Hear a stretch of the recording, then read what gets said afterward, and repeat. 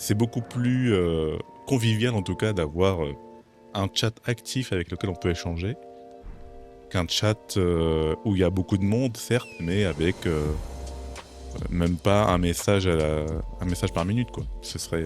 C'est vraiment dommage. Je me suis fait déjà ban d'une chaîne parce que je n'étais pas allé pendant un moment. Ah ouais? Vraiment? Ah ouais? Attends, mais c'est horrible. Mais quel intérêt?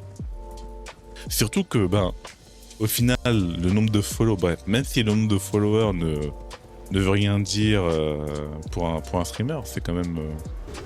Je trouve que c'est une bonne donnée à prendre en compte sur le nombre de personnes qui ont été intéressées, ne serait-ce qu'un jour à ton contenu, quoi. Enfin,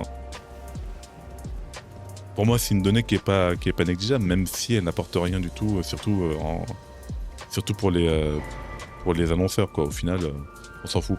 Mais pour toi, pour un peu prendre un peu la température sur ton contenu et te faire une idée de si ce que tu fais plaît ou pas, le fait que des gens follow ta chaîne, c'est pas anecdotique. Et pourquoi virer une personne alors qu'elle vient plus? Mais c'est complètement lunaire comme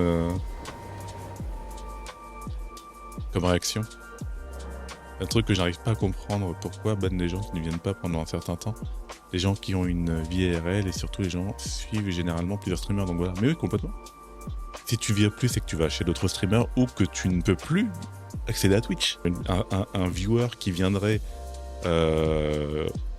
assez régulièrement sur ta chaîne et qui du jour au lendemain ne peut pas venir, c'est pas spécialement parce qu'il est parti voir un autre streamer, mais peut-être qu'il est, je sais pas, peut-être qu'il est tombé malade, peut-être que il lui est arrivé une dinguerie dans la vie, ou peut-être juste il a perdu l'intérêt d'aller sur Twitch un temps, ou peut-être pour de bon, pour toujours, tu vois. Mais c'est débile. C'est vraiment débile de réagir comme ça. Mais c'est lunaire.